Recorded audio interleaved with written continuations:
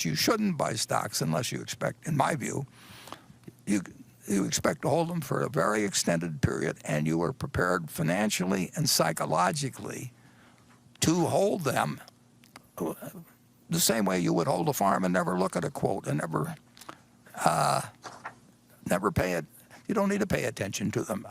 You've got to be prepared to, when you buy a stock, to have it go down 50% or more and be comfortable with it as long as you're comfortable with the holding. And I pointed out, if you can't handle it psychologically, then you really shouldn't own stocks because you're going to buy and sell them at the wrong time. And you should not count on somebody else telling you this. He says the last few weeks we've been hearing from active money managers that the day of passive investing is over. The historical safety of investing in an index fund long-term is gone. Would you please provide your thoughts on this topic, particularly in regards to an investment time span of 10 years? Well, I can tell you I haven't changed my will, and it directs that my widow would have 90% of the funds in index funds, and I think it's better advice than people are generally getting from people that are getting paid a lot to give other advice. How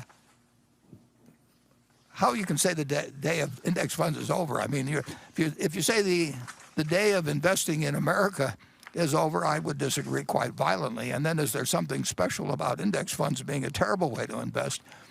I just don't think really. It's very hard to have evidence of that. I mean, if the index funds reflect the market, and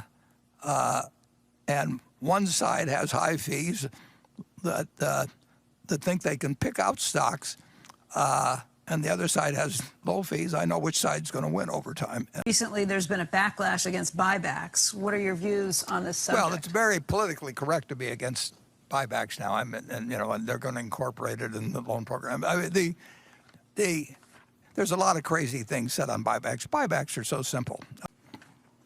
Greg?